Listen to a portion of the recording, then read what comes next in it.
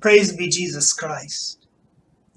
Brothers and sisters, as we enter the holiest week of the year, commemorating the Lord's passion and resurrection, our sorrow at not being able to celebrate these sacred rites publicly is acute, especially since our exile will continue well into the Easter season.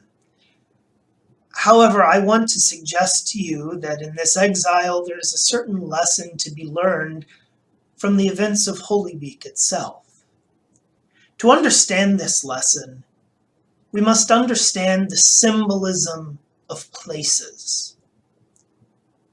For much of history, the city is the symbol of order, knowledge, justice.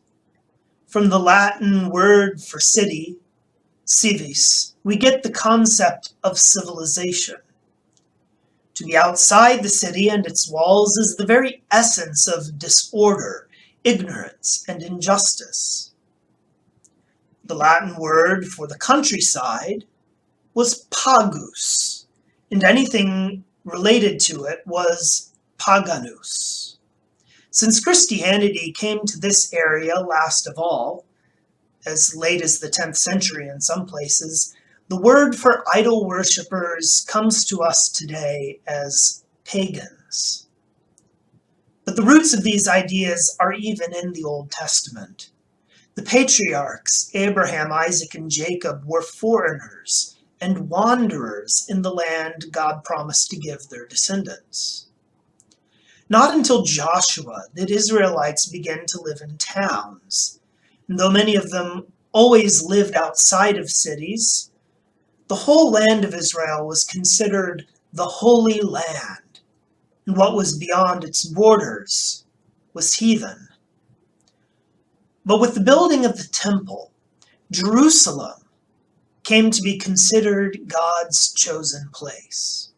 His dwelling there was a mark of his covenant with his people.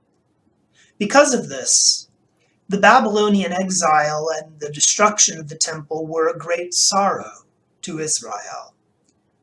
But when the people rebuilt the city, its walls, and its temple, they waited in intense hope for the Messiah, who would restore the fortunes of the city and all Israel, and not only that, but who would bring the entire world into the order and justice ordained by God. Fast forward to Palm Sunday. Jesus enters Jerusalem with all the fanfare of the rightful king of Israel. He comes to the temple. What does he find there? He finds merchants and money changers selling the things necessary for the rites of the temple. He drives them out and declares that God has decreed that his house shall be a house of prayer. But what was wrong with what they were doing?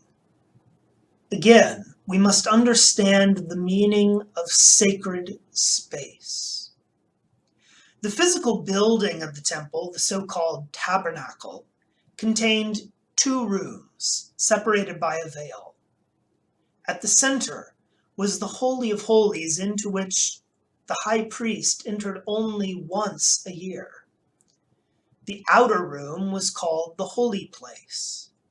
In it, the priest offered incense twice a day.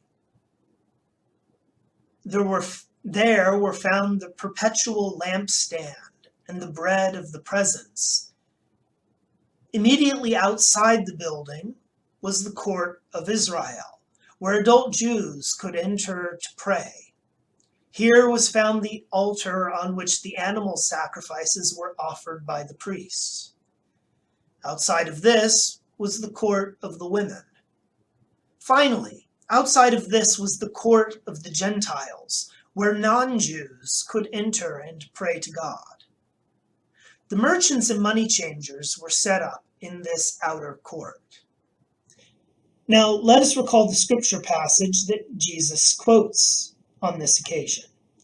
The full line is this: "My house shall be a house of prayer for all nations." Jesus is specifically objecting to the fact that the practice of the temple so filled up the court of the Gentiles as to prevent their worship of God. The people who said they awaited the Messiah used the temple in a way that prevented the use of the temple as anticipated in the kingdom of the Messiah. This was just another example of the religious hypocrisy that Jesus so often criticized. It was a religious hypocrisy that exempted everyday life from the holiness demanded by divine worship. This was a problem that had plagued Israel for centuries, and it can easily beset us too. You see, all the purification rituals of the Jews were meant to prepare one to offer sacrifice and to be counted among the inhabitants of the city. Remember what that means? However, it was easy to focus on the external actions and forget that it demanded holiness of life from God's people. A holiness of life meant to attract all the nations to divine worship. When Jesus cleanses the temple, he sets in motion his plan to establish what he told the Samaritan woman at the well. Believe me, woman, the hour is coming when you will worship the Father neither on this mountain nor in Jerusalem. The hour is coming and is now here when true worshipers will worship the Father in spirit and truth.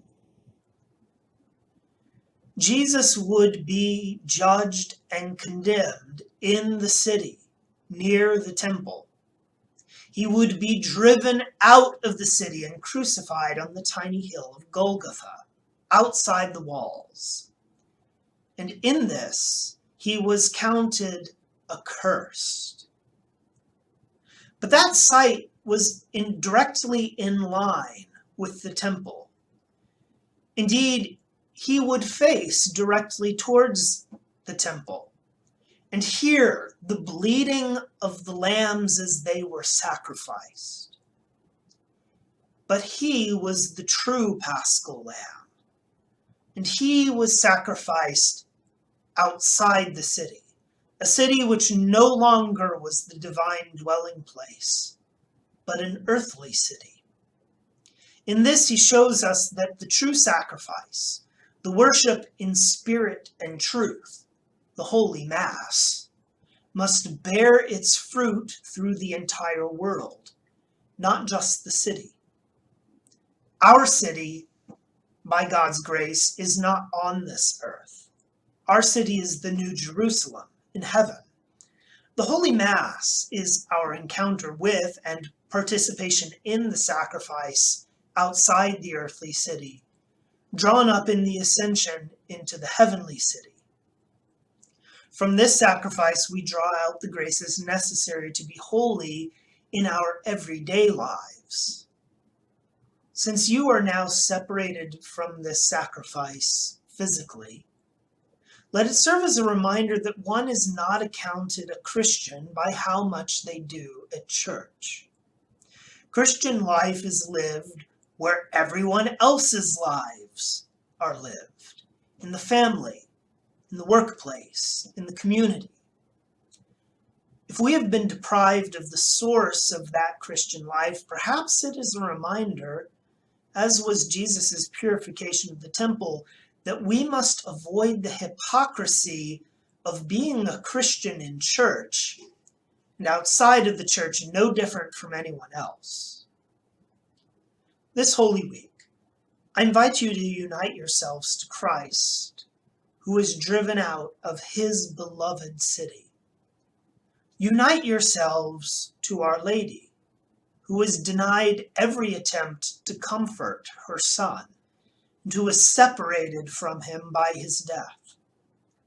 Unite yourselves to Peter, who wept at the realization that his actions did not live up to his bold words when Jesus was with him. Now is the time to live truly Christian lives, in spirit and in truth. Act justly, show mercy, pray always.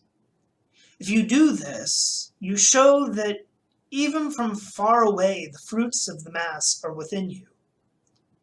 If you do not, even with the Mass, your worship is hollow. Christ died to give us life, to fill us up. Let him fill you with every grace by the merits of his cross and resurrection. We adore you, O Christ, and we bless you, because by your holy cross you have redeemed the world.